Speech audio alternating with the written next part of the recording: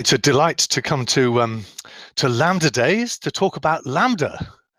In addition to typing questions in the Q&A slot for to discuss at the end, you can also use the chat function on the on AirMeet, and Andy will watch that while I'm speaking, and I'll watch it while Andy's speaking, and we can interrupt each other if there seems to be something that needs clarifying in the talk. So do type stuff in the chat as we go. The story starts here. In 1998, when I first joined Microsoft Research in Cambridge, and the question I had as somebody who devoted their research career to functional programming was, how can purely functional programming have an impact on a big company like Microsoft? And at first I was thinking, maybe it would have a teeny weeny little bit of impact in some dark, tiny corner of Microsoft. But then after a bit, I realized that actually functional programming is a core business for Microsoft in the form of Excel, right? So Excel is used by millions of people, many more actually than use professional programming languages. And its formula language is a little functional programming language, as we'll see. So the idea was, let's look at Excel through the lens of functional programming, through a programming language lens, and see what we see. So when I'm talking about lenses, here is the first lens that I might think of. The traditional one for Excel would be, Excel is a business modeling tool. It lets you write tables of numbers for your business plan. It lets you do nice formatting and borders and colors. It lets you build good charts and visualizations. It lets you sort and control and filter, and even has pivot tables to let you analyze data. It's very data intensive, right? In a rich way, and it has very rich data import facilities. So this is all about modeling businesses and decisions and numbers and so forth. And by the way, you can write some formulas, things like adding up the numbers in the column, and that seems like a useful thing to do.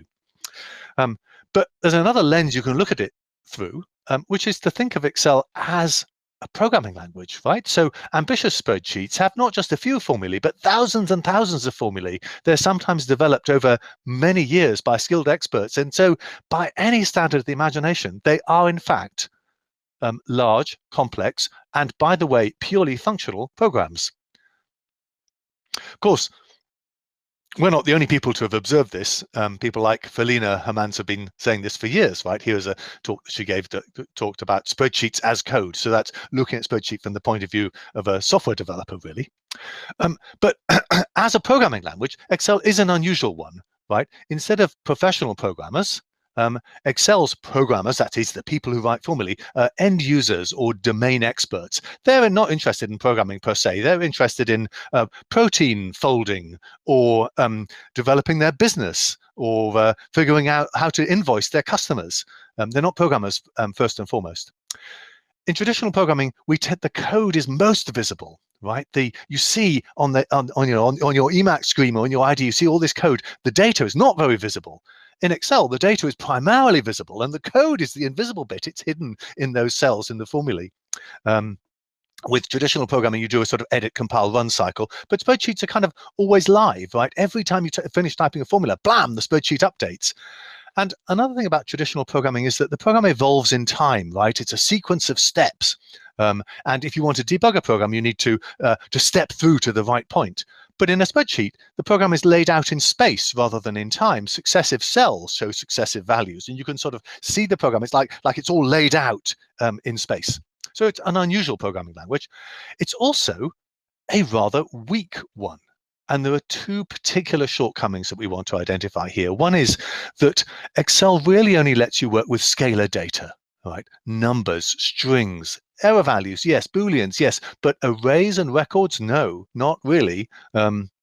Certainly not nested arrays and records. And the other thing that traditional programming languages let you do that Excel really doesn't is define new functions, right? Imagine a programming in C without being able to write any new functions. That would be really weird, right? But that's what we have with Excel. We have a fixed library of 600 odd functions, and that's it. Everything else is copy-paste. Another thing that's a real difference from traditional programming is that in traditional programming languages, we treat the code as a major asset that we keep in GitHub and we curate carefully and do careful change control over. But with spreadsheets, we just email them to each other. It's very, very wild and wacky, and it's difficult to control. And yet, despite these difficulties, spreadsheets are so useful, so friendly, so accessible that people do build extremely ambitious applications in Excel. So Uh, the result is that we have these ambitious applications, and a lot of them have bugs in them. They really do have a lot of bugs, and sometimes they're very serious. Here's a selection of news stories about this that I won't go through. So if we're going to fix this problem, we thought we could look at Excel as a programming language and think about the first things that we would do to make it a better programming language, and perhaps then eliminate some of these bugs at source. So this was our initial focus, right? Here are the two things we would like to be able to do. Firstly, allow domain experts to write functions that make sense to them, that express the computations that are in their heads, right? So we'd like to have user-defined functions in Excel in some way, without breaking out into some different language like Visual Basic or JavaScript that no domain expert is going to be able to do. Second thing, we'd like to make Excel handle the values that the domain expert thinks about natively. So that means arrays and vectors and records and numbers with units and probability distributions, maybe pictures, medias, charts. All of these things are first-class values that are in our heads as domain experts, but are not natively expressible in Excel. We'd like to fix that too. Those are our sort of unifying themes, if you like. So I started this conversation with some of the Excel developers way back in 1998 and went through this this cycle. So I would visit Redmond, which is the mothership. That's where the Excel team is. And we'd have a lot of email with them. I'd visit them, and we had lots of really exciting and interesting conversations. It was a lot of fun. And they were very open to a lot of these ideas. They said, yes, we should so do this. And then there was a 3-year release cycle at that stage. And so at a particular phase, there'd be a sort of time when we'd select which features to go into the next release. And alas, user-defined functions and rich data was never on the list. So then I would sit back disappointed for a bit and wait for the next cycle, when the next release cycle would come around, and they'd be sort of freshly receptive again. But this plan didn't work very well because we kept getting chopped despite the sense of excitement around it. But then essentially I evolved a new plan. This is rather a retrospective picture on what happened, right? So I just went away for 7 years.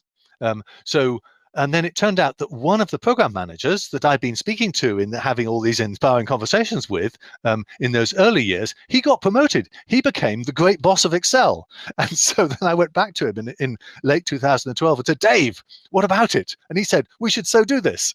And that led to an engagement that ultimately has led to quite a few changes to the product. But even that, notice, is a fairly long, that started in 2013. It was really only in 2018-19 that stuff started to fall out. Excel is like a super tanker. It has a lot of mass. It's hard to change direction. It has a very small crew as well. Another thing that I thought might be interesting to you is that there was a change during this period from a 3-year major release of Excel as a product in a box to this kind of continuous delivery where your computer says, "Would you like to update Office every few weeks?" And I thought that might shorten the attention span. They would concentrate on things that were relevant for the immediately next release. But actually, it lengthened the planning horizon, because suddenly it was obvious you couldn't just think only of features that were going to be good in 3 weeks' time. You had to think on what are we doing in the 6 months' time, or a year's time, or 2 years' time. It was a strange consequence of continuous delivery that it lengthened the planning horizon.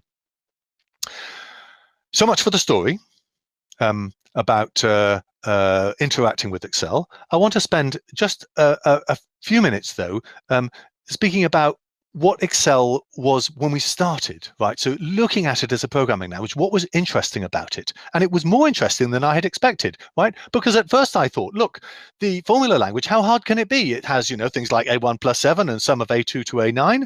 And it's kind of, there's nothing for a PL person to do. But actually, I discovered there were some quite interesting things. And I just thought I'd share some of them with you in case you don't know about them. So here we are. Number one. This is just a random collection of sort of unexpected features, or unexpected to me. Firstly, a reference in Excel is a first-class value. So you can say there's a function called row that takes as its argument a reference and returns the row number of that cell. So for example, row of C7 returns 7 because it's in row 7. But row of C7 plus 1, well, that wouldn't make any sense, but C7 plus 1 is, well, presumably a number, and that doesn't have a row. So there's a difference between a number as a value and a reference as a value. And moreover, you can some functions not only take references but return references. So index here is taking a range A4 to A10 and picking out the third element of that range, A4, A5, A6. So it's picking out the cell A6. It returns the range A6, not the value of A6. And then the row function can take that range and extract its row number, in this case 6. And there are other functions like offset that also take references and return references. And so this was a bit of a surprise. References are first-class values. And not only do they have functions that can take references and return references, there are other operations on references like intersection and union. In fact, intersection is a really quiet operator. It's space. So sum of A1 to A10 space A7 to D20, that argument to sum is a range, and it's a range which is two ranges separated by a space. The space is the intersection operator, and on the right you can see the two ranges, and the intersection, that little the overlap area, that's the range that is given to sum, and so it adds it all up and gives you 1, 2, 3, 4. And similarly, there's a range union operator, comma. So this was a little bit surprising to me.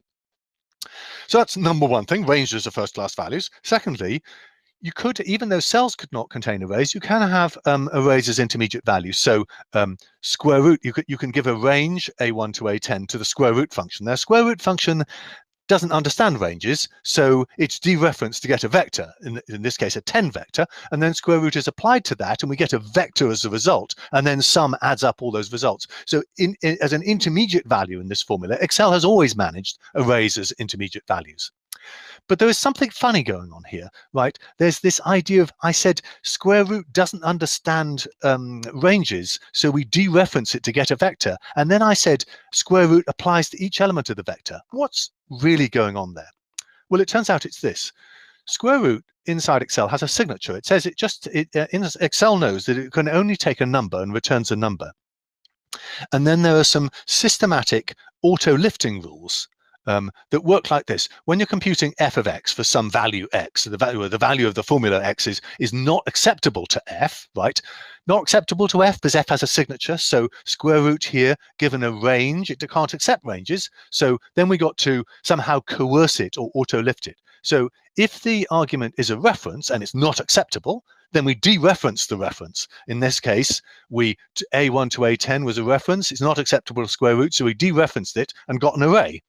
But an array is not acceptable to square root. So then Excel simply applies the function to each element of the array. So it sort of auto-lifts the function over the array. It's like a built-in map operation. If the function returns a string, it'll attempt to parse it and give you a number. So quite a lot of these coercion rules. These lifting rules work for multi-argument functions too. So multiplication takes two numbers and returns a number. So if I try to multiply these two ranges, A1 to A10, C2 to C11, those start off as ranges. That's not acceptable to multiply, so they get coerced to vectors. That's not acceptable to multiply. So Excel lifts the sum function over that a multiplication function over that vector, but it does a zip operation, right? It multiplies corresponding elements. But that doesn't happen for all multi-argument functions. So index, for example, can take as its first argument, as you can see here, a matrix or a range, and as its second argument, it takes a number. So here, the first argument is a range, which is already acceptable to index and doesn't need to be auto-lifted. The second element here is a little vector, and that's not acceptable to index, so we auto-lift index over the second argument, but not the first, all driven by the signature. So the idea I want you to get over here is that inside Excel is a simple systematic rule for these auto-lifting or coercion rules driven by a signature for each function. This was quite a revelation to me at the time because I had no idea that it had this nice systematic stuff inside it. So so much for a kind of I kind of tried to give you a little glimpse of Excel through a programming language lens, Excel as she then was, right? And there are plenty more interesting corners that I haven't talked about, like what about nulls? So if a cell is empty and you use its value in a formula, what does that mean? Is there a difference between a blank cell and an empty string? Actually, I think Excel has 3 different kinds of blank value or null value. Nulls are always interested in programming language spaces. Error values. So if you add up an integer and a string, and the string doesn't parse to get a number, then you get some kind of error. But in Excel, you don't want Excel to crash, so you get an error value. That is the value of the cell. That's a very purely functional thing to do, to have an error value, and that error value is the value of a cell, and you can use that in other cells, and error values propagate in particular ways. There are rules for how error values propagate. It's all quite systematic. I also haven't talked at all about a feature called implicit intersection, which is a formula that behaves differently in different places in the spreadsheet. But I just remarked there's a whole little world inside there that's worth looking at. So that's the story, as it were, so far. This was my little journey some years ago in trying to understand what Excel was like. But now I want to move on and tell you something about what the result of this journey with Excel to try to think about adding rich values and user-defined functions to Excel, and Andy's going to tell you about that. Great, thank you, Simon. Let me share my screen. It's great to be here at Lambda Days. I have not been here before. Is that coming through? Yes, it is now. Yeah, you're good. Fabulous. Great to be here. Looking forward to all the conversations. I've been working with Simon on this for, I don't know, over 5 years now. And for a lot of this time, we've sort of been in stealth mode, talking about a few things quietly, but now we can talk publicly about what we've been doing. It's super exciting. So Simon showed this slide about the 2 big ideas that we've been putting forward to the Excel team. The first being that we can have user-defined functions to make Excel express the computations of the domain expert natively. And the second being that we can have rich compound data to make Excel handle the values of the domain expert natively. So how are these coming along? We have made progress on the second first, if you like. So back in 2018, Excel announced that Excel is going beyond text and numbers. And we introduced a feature called dynamic arrays. And so the idea here is that you can have an array and actually sits in a cell. I think Simon mentioned arrays have been around in Excel for a long time, but you had to do some fancy footwork to actually get them into the grid. You couldn't easily spread them across the grid. But the cool thing with dynamic arrays is that you can have a single formula, like look at, can we see my mouse? Maybe you can. You can see my mouse. Yes, we can see your mouse, just about. Saying thumbs up, thank you. Yeah. So if you look here in B5, there's a single formula. It'll come back in a moment that sorts the list to its left. There you go. We type in equals sort, and we give it the range A5 to A11, and you see that single formula has spilled out. And indeed, it's also sorted the array that it's been passed.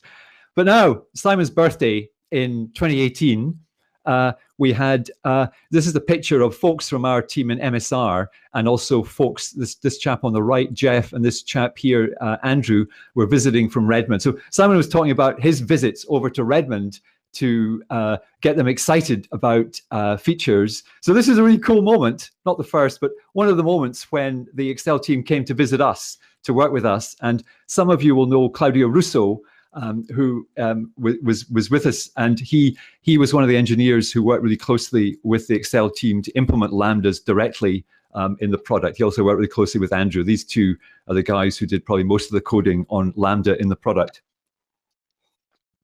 So what about Lambda? Well, last month, actually no, in December, we finally announced and actually made a beta available of Lambdas in Excel.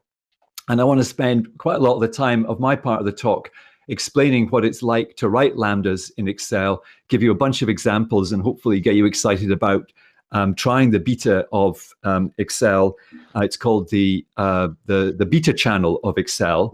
And if you have Office 365 or M365, perhaps through your university or through your company, today you can switch on the insiders mode it's called the beta channel, and you can get Lambda. And this screen just shows some of the drama, the excitement that we love to see in December. So there's some YouTubers put out YouTube videos about Lambda, explaining it. They started to write Lambdas themselves. That was fantastic. We've been sort of doing this privately, writing Lambdas and thinking this will generate some excitement. And it was fantastic to see Excel users writing Lambdas. And I show some of them on the slide there. I think within a few days, we had 500,000 views of YouTube videos about Lambda. So it got a lot of excitement. Then last month, Simon and I put out on the Microsoft Research blog quite a long piece about the research that went into doing Lambda, and also about the research in our team, which is called Calc Intelligence, that is at MSR Cambridge. And that got quite a lot of attention. If you haven't seen it, please go read it. It's got detail about Lambdas that I'm not going to describe today. And then we were totally thrilled last week. Satya Nadella, the CEO of Microsoft, tweeted about the blog post and about Excel formulas becoming Turing-complete. So that was very, very satisfying. And we got quite a lot of press coverage. I've got some screenshots of some of the press pieces about Excel becoming Turing-complete. Okay, so what do Lambdas look like in Excel? I'm going to just play this video. So let me type a Lambda. As simple as that. You can just tap equals. And say, it's very quiet, Andy. X plus 1. And that is a Lambda. Now, watch this. I hit return, evaluate the Lambda. Unfortunately, at present, Lambdas can't be stored in cells, so we get this #calc error from Excel, which is a message saying that this doesn't work at the moment. But maybe Andy, it's very quiet. I can't make it louder. Okay. So we change the formula so that it is a let, and we define the name F for the Lambda, and then I go Alt-Enter to add a new line inside the formula, and I say F of, say, 42. Okay, and tap return 43. So we've been able to evaluate the Lambda on a single number. That's great. Okay, let's make a more complicated Lambda. Let me make another new line. So there's the Lambda. Let's calculate Pythagoras. So let's take X and Y. So I have two arguments. And what I can do is use a let within the body of the Lambda. This is a very... Andy, would it be possible for you to narrate, because the sound is so low, so it's not really such as we can hear it. There we go. And then we change our test to be 3.4, and I've got a red paren that doesn't match. Can you hear that now? Much better. Let, okay. Because I've forgotten to put a bracket here to close the Lambda, right? So the red match, see, red, so that Lambda's well bracketed, I think. So let's tap return. Fantastic. So we've got a Lambda running, and it's calculating the hypotenuse of the of a right-angled triangle. But we want to reuse this Lambda. Let's copy it, give it a name. So we copy the whole thing, Control-C for copy, escape to get out of there. We go up to formulas and to define name, and we can type in Pythagoras, and then we go here to the refers to. Now that by default that just points to the cell that we were editing. So we just carefully delete it all, put the equals in because we're defining a formula, and type Control-V. So we've now defined the Pythagoras function. So let's get some data, 3 and 4 again. And in here we can say Pythag autocomplete because it's a name. And we give the two arguments in those cells. Cool. And then maybe we can have other data, maybe 5 and 12. I remember our nice round numbers to calculate. And what we can do is just fill this formula down like that. And we get Pythagoras applied to these data. So I've shown you how we can edit formulas with lambdas directly in the grid. A nice trick here, because we can't store lambdas in cells, is that you use a let to give your lambda as you're developing it a name, and you can apply it to some test data. And then once you're happy with your lambda, you can go to the name manager and give it a name for later use. Fantastic. So let me type a lambda. Cool, isn't it? That's really functional programming in the grid. I want to pause though for a moment. So Simon was talking about domain experts, and I want to put up this picture of Bonnie Nardi. So she is an HCI luminary, human-computer interaction, HCI, and she was the first person who looked seriously at the phenomenon of end-user programming in spreadsheets back in the 90s when spreadsheets were becoming really, really big. Up until then, the people who wrote code were professional programmers who typically would write code for other people. Like you're in a company, you write code for a website, other people are using it. And Bonnie noticed that the people who use spreadsheets are really end-user programmers in the sense that what they're trying to do is write code primarily for their own personal use rather than for other people's use. And she also noted that there's a huge number of them. And as I think Simon said, there's actually way more end-user programmers than there are professional programmers. And usually end-user programmers wouldn't have programmer in their title. So this is a quote from another big study of end-user programmers led by Amy Coe in 2011, pointing out that the kind of people who use spreadsheets are like secretaries or accountants, children learning how to code, teachers maybe analyzing data about their classrooms, interaction designers, all kinds of scientists, and anyone who finds themselves writing code to support their work or hobbies. There's a huge number of these people, and these are the kind of people, as Simon's been saying, that we're trying to empower with constructs like lambda and arrays and the other things that we've been adding. That they are domain experts, but a key thing we need to remember, and it's actually quite hard for perhaps people like us who come to Lambda Days conferences to get this. But the people that we're trying to serve here don't find computers intrinsically interesting. They're not, unfortunately, interested in Turing completeness. That appeals to us, folks who come to Lambda Days. So that means we need to think carefully about how we can design a computer system, how we can enhance Excel so it actually helps these people. So if you go to our blog, you'll find the fixed point combinator and how we can prove that the Excel formula language is now Turing complete. But unfortunately, that doesn't really matter. End user programmers don't care about that. What they really care about is relatively simple stuff. And I think one of the big hits of Lambda, I would predict, is simply being able to give names to common formulas that people want to reuse. So Excel has become popular because it has a bunch of really powerful built-in functions, like, for example, stock history that I'm pointing to in this slide. And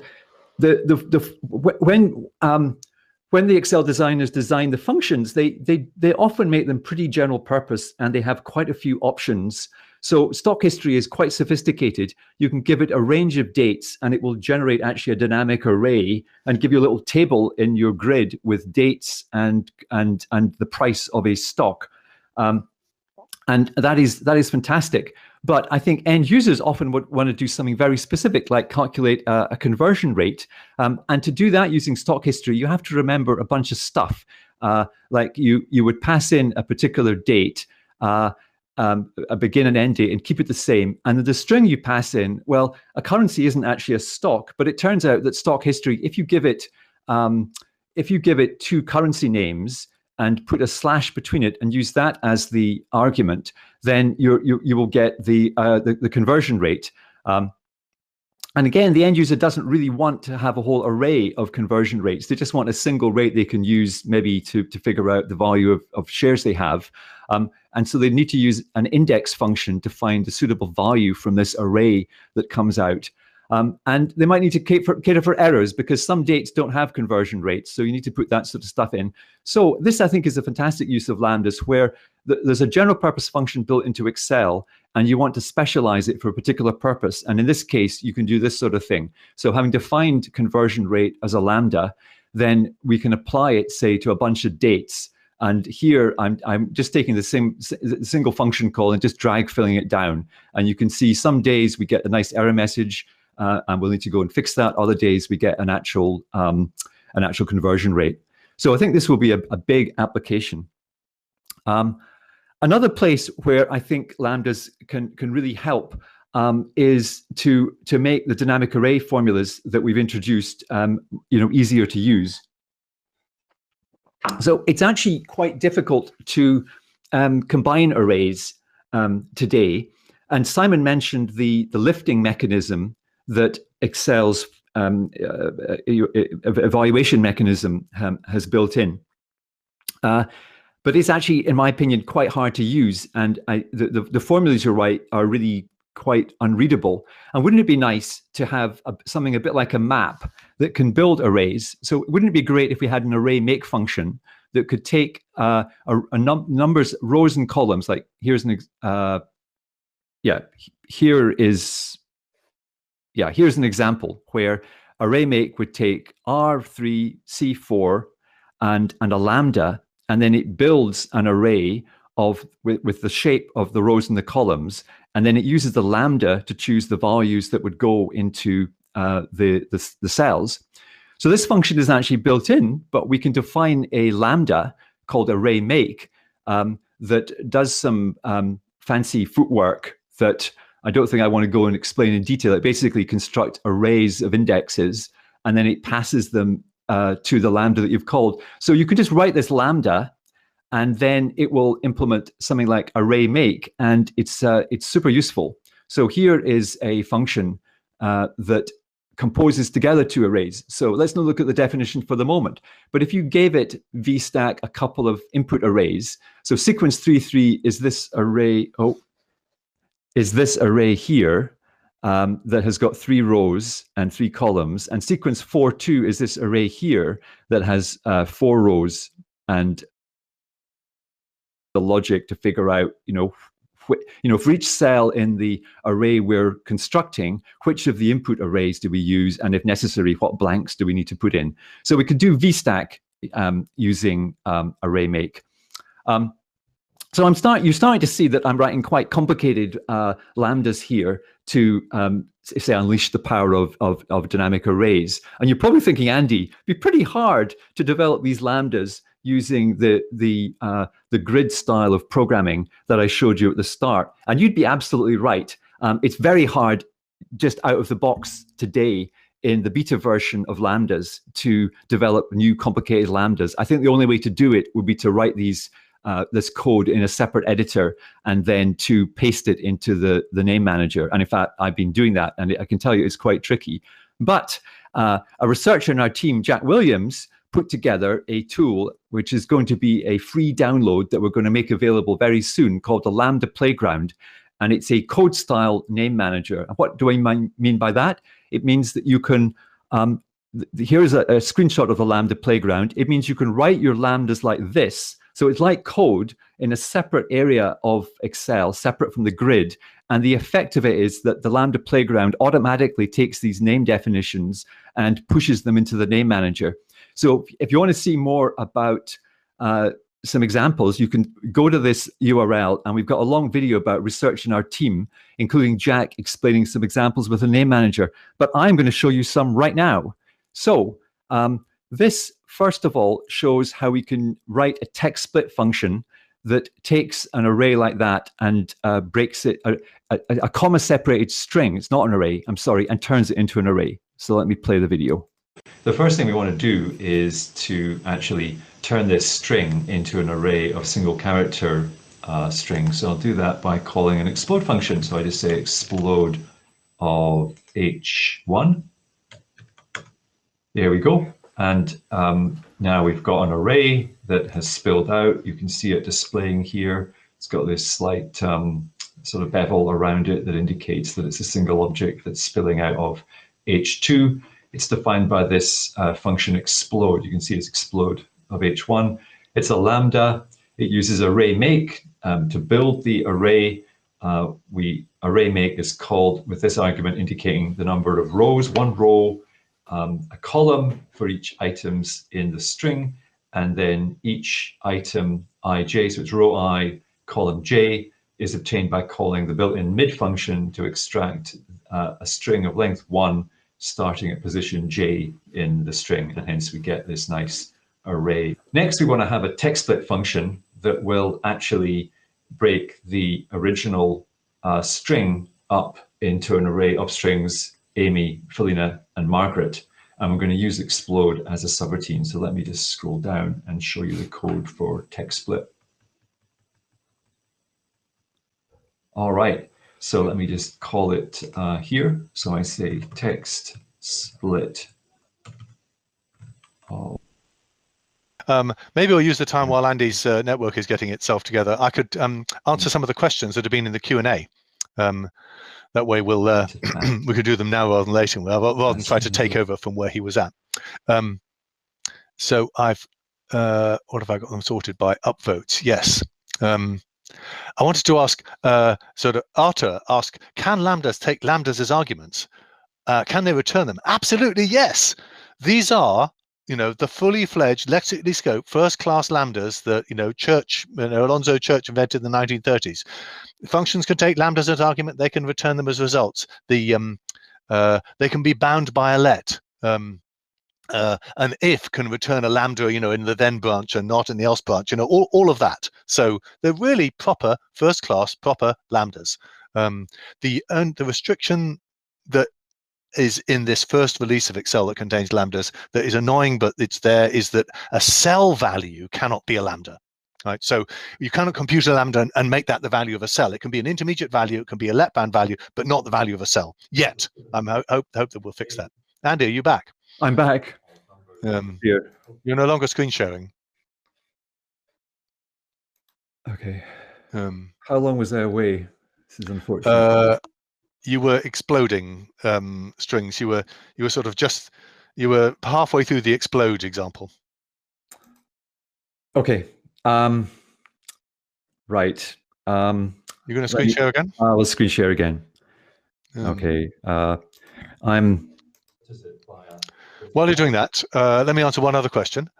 Peter asked, if naming is important to end-user programmers, why use the name lambda rather than function instead? I tell you, there was a huge discussion about this, as you may well imagine, and there were polls and user studies, I don't know what else. But I think one of the things that really got everybody onto lambda is that it's very greppable for. If you want to search for documentation on Lambda in Excel, you will find the documentation on Lambda. Everything will be relevant to Lambda. If you were to search for function in Excel's documentation, you would get a lot of stuff you didn't want to know about. So there was a big discussion, and that's where we landed. Okay, back to you, Andy. Okay. You were a bit further on in this video. Right. Or you may want to skip it. I don't know. First thing I think, word 47. I think I'll skip this one. Yeah. The first thing we want. So right, okay, that's a subroutine text split. This next example, I want to show you something that I think would be quite useful.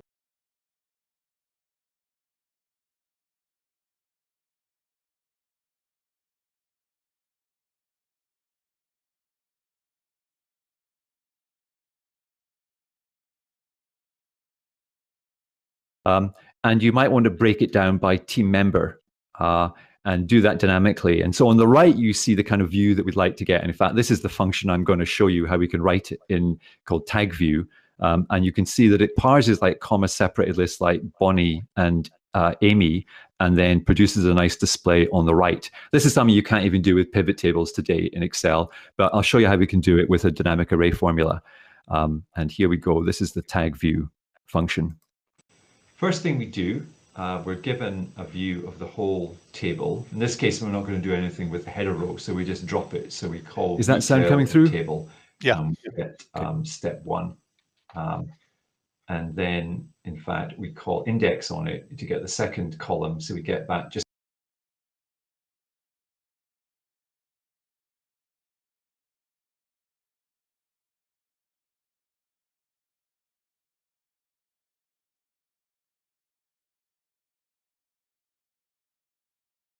at step 3, we turn it into an array. So we get this nice array using the text split function of all the strings. And now we can process at step 4, we can process this array. We transpose it so it becomes a column. We call unique so that drops all the duplicates, and then we sort it in alphabetic order, and then we transpose back. And so we get this. We get just the list of the 5 different team members. And then at step 5, we have a row for each of the items in the input table. And we have a column for each of the unique team members that we discovered at step 4. And then at row I and column J of this table, well, we find the name of the team member. So we look up the array of team members computed at step 4 and look for column J, which is H. And then we use I, the row, to find the set of team members that are assigned to that row. Like it might be one of these comma separated lists corresponding to one of the items. And then we ask, well, is this particular team member in that particular comma separated list, which is what this function tells us. And that's just a one-liner function that's defined in terms of a function that just looks for strings in bigger strings. And if it is, then we look up the name, like Sudan, of the corresponding country and return that. Otherwise, we return a blank. Okay, so that's going into quite a lot of detail, but I just want to show you that we can just do functional programming as we sort of know and love it from, well, Haskell's been mentioned, lots of functional programming languages, that kind of thing. We can now do it in Excel and build up libraries of functions that build on each other. So let me move on. Yeah, we should wrap, shouldn't we? I want to, so we've got an MVP, of sort of minimal viable product out at the moment. We're going to release the Lambda playground, so it's going to be a lot easier to code up lambdas than it is in the basic product at the moment. And we're really excited to hear what people will do with that. There's a number of limitations in the basic MVP, like we don't yet have tail recursion optimization.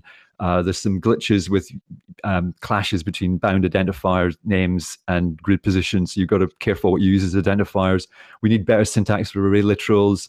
We want array make to support nesting calls to itself, which it doesn't yet.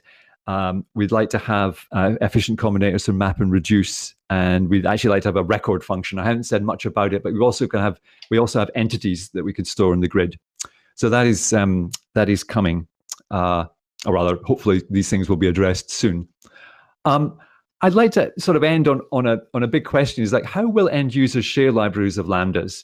Remember, end user programmers are people like secretaries, accountants, children, teachers, interaction designers, scientists, and so on. We've been building up let lambda arrays and entities as a platform to turn Excel into a place where domain experts can build domain-specific libraries that embody their expertise. We don't think every domain expert will be up for that, but we think some will.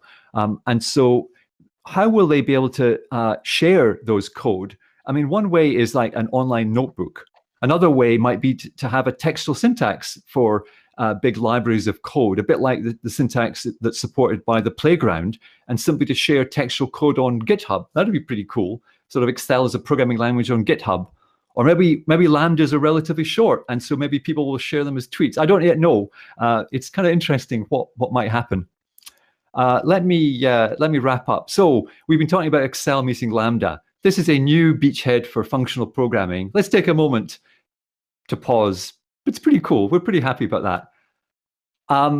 It's a different kind of functional programming. It's very much in the grid. You've seen how, as you type in the Lambda playground, you make slight edits to the code, and instantly you can see the result in the grid, and you can very easily lay out expressions to be evaluated in response to changes, as you edit. So it's a different kind of programming that's pretty cool.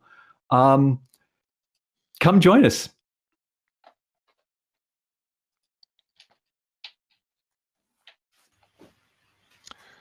Okay, should we address some of the questions?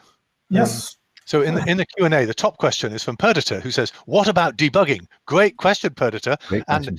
this relates back to what I was saying earlier about in a spreadsheet, computations are laid out in space rather than laid out in time. So debugging has a completely different flavor. It doesn't feel like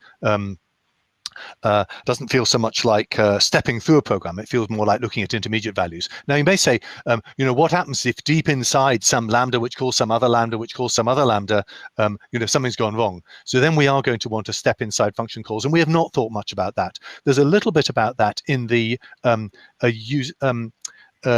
an approach to user-defined functions in spreadsheets in our paper that Alan Blackwell and Margaret Burnett and I wrote 20 years ago.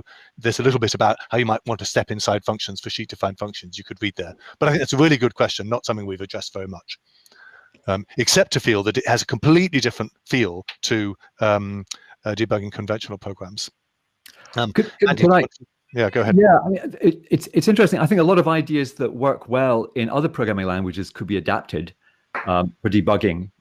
So you could do quick check for Excel, or we could have gradual typing systems to detect errors, or we could use various sort of theorem provers to generate test data for functions or for formulas in Excel. Actually, Felina Hermans, who's like a giant in this area, she did a lot of user studies with people using spreadsheets, between 5 and 10 years ago, and she found evidence that people really do care about testing their formulas, and I think that will definitely apply to lambdas as well. And I think there'll be an appetite to do testing and have help to do testing. And lambdas make it more testable because you've got a thing to test, right? Not just a copy-pasted formula that might be different at the actual use site. There's an interesting question both from Peter and Philip about we've been talking about letting Excel learn from conventional programming languages. Has there been any traffic in the other direction? I think I've stressed the differences between the act of programming in Excel and the act of conventional programming, but also I think, Andy, you've repeatedly told me that you've come to a different kind of view about the whole HCI world as a result of doing this work. The importance of human experience and design. Yeah, totally. It's just really, I mean, it's really important to understand who is using the product, using the tools that you're building. I think the sort of PL background I'm from has tended never to talk to users. And I think it's been a privilege for me the last 5 years to work with HCI folks and designers in the Excel team who sit down regularly and talk to users and understand what their pain points are, and try and make sure that what we build actually is relevant. So I think that's really important. So hard to pin it down, but I think as if Andy and I won't regard conventional programming languages in quite the same way again. Let's see. Somebody asked about recursion, and Andy mentioned tail recursion. So yes,